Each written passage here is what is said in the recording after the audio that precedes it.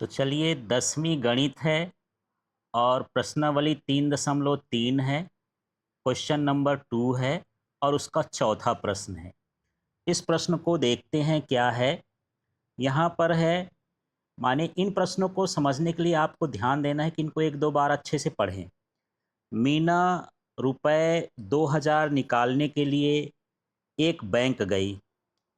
उसने खजांची माने कैशियर से रुपए 50 तथा 100 के नोट देने के लिए कहा।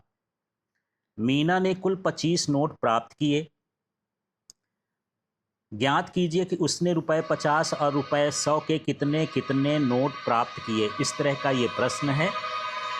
तो चलिए देखेंगे इसको किस तरह से हल करेंगे, लेकिन इसके पहले इंग्लिश वर्जन इसका समझ लीजिए और इन प्रश्नों को अच्छे से समझना होता है।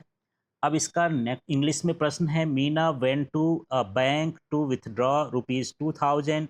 सी asked the cashier to give her ₹50 and 100 notes only.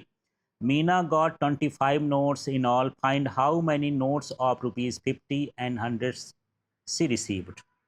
तो इस तरह का प्रश्न है। अब आप मुझे ये बताइए कि वहाँ पर उसको कितने कितने नोट चाहिए थे। नोट चाहिए थे 50 के और 100 के। तो मान लेते हैं कि 50 रुपए के जो नोट थे वो कितने थे, एक्स, उसको एक्स नोट मिले।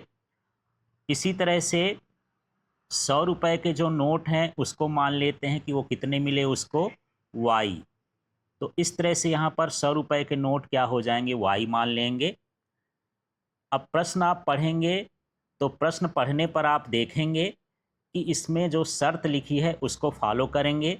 इसलिए यहाँ पर देखेंगे पहली शर्तानुसार या पहली प्रतिबंध के अनुसार या पहली स्थिति के अनुसार। तो चलिए इसमें देखें क्या है ये शर्त। आप देख रहे हैं कि दोनों नोट मिलाकर के कितनी नोट हैं। यहाँ पर लिखा है कि इनकी कुल नोट कितनी है, 25 है। बस इसी से आपको समीकरण बना लेना है कि 100 की कितनी है, एक्स, और यहाँ पर 50 की एक्स है और 100 की वाई है। इन दोनों को जोड़ देंगे तो नोटों की संख्या आ जाएगी, माने एक्स प्लस वाई बराबर कितना हो जाएगा, 25। इस तरह से यहाँ पर 25 नोट हो गए दोनों को मिला करके। इसके बाद यहाँ पर हम देखेंगे दूसरी शर्तानुसार या दूसरे प्रतिबंध के अनुसार या दूसरी स्थिति के अनुसार, जो भी लिखना हो। अब यहाँ पर आप देख रहे होंगे कि उसको 50 की नोट चाहिए और 100 की नोट चाहिए, लेकिन कितने रुपए चाहिए, 2000। तो 50 के उसको एक्स नोट चाहिए, इसलिए कुल कीमत उसकी हो जाएगी 50x। यहाँ पर उसकी कीमत कितनी हो जाएगी, 50x। जैसे हम गुणा कर देते हैं, भैया मुझे 5 की 2 नोट दे दो, तो 5 दूनी 10 रुपये होता है। इसी तरह 50 की x नोट है तो 50x हो जाएगा। तो इसी तरह से इसकी कीमत हो गई 50 के नोटों की 50x। और इसी तरह से यहाँ पर हम 100 की देखेंगे, 100 की कितनी है, y। तो वो कितने रुपए बनेंगे, 100 गुणे वाई माने 100 वाई हो गया। अब इन दोनों नोटों को मिला करके कितने रुपीज़ बनते हैं, यहाँ पर 2000, ये क्वेश्चन में लिखा है। इस तरह से ये जो हमको मिल गया, ये समीकरण मिल गया, शब्द से हम समीकरण बना रहे हैं। इसमें देख रहे हैं कि 50 से ये सब कुछ कट जाएगा, इसको काट देते हैं। 50 एकम 50 तो x हो जाएगा, प्लस यहाँ पर 50 दूनी 200 तो y हो जाएगा, और ये 5 चौको 20 भाग करेंगे तो 40 आ जाएगा, तो ये 40 हो गया। इस तरह से यहाँ पर मुझे दूसरा समीकरण मिल गया। यहाँ पर हम 50 का भाग किए हैं तो बगल में लिख देंगे 50 का भाग करने पर। अब ये लिखने के बाद अब सोचना है कि इन समीकरण को कैसे हल करें। आपकी मर्जी है, जैसा हल करना हो विलोपन विधि से हल करना है। यहाँ पर x का गुणांक भी मिल रहा है, दोनों में x का गुणांक मिल रहा है।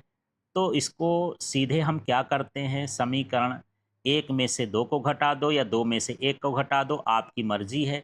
तो समीकरण 1 माइनस समीकरण 2 करने पर, ये हर बार तो आप करते ही हैं, इसका विलोपित करना है। यदि बराबर हो तो विलोपित करने की कोशिश करिए। तो यहाँ समीकरण 1 2 लिख दिए हैं।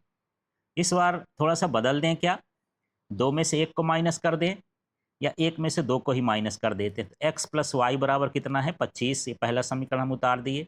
दूसरा समीकरण है, घटा रहे हैं तो चिन्ह बदल के, जितना भी चिन्ह है सबका चिन्ह बदल जाएगा। ये धन धन में लगा है तो ये सब माइनस हो जाएंगे। तो क्या हो जाएगा, -x, फिर +2y है तो ये हो गया -2y, और ये कितना है +40, तो क्या हो जाएगा -40। अब इसको हम घटा के देखते हैं कितना आया। तो आप देख रहे हैं यहाँ +x -x है तो कैंसिल हो जाएगा, विलोपित हो गया, एलिमिनेट हो गया। ये +y -2y है तो ये y भर 2 में 1 जाएगा तो y आएगा, बड़ी संख्या है तो -y हो गया। इसी तरह से यहाँ पर आगे की ओर देखना है, ये बराबर लिख लिए, 25 और 40 अलग अलग चिन्ह है, घटेगा तो 40 में 25 घटाएंगे कितना आ जाएगा 15, और बड़ी संख्या का चिन्ह माइनस है तो माइनस, दोनों तरफ माइनस है, माइनस माइनस कट जाएगा तो y बराबर ये 15 आ गया। इस तरह से ये y का मान आ गया। अब इस y का मान समीकरण 1 में या 2 में किसी में भी रख दो, तो यहाँ पर समीकरण 1 में y का मान रखने पर,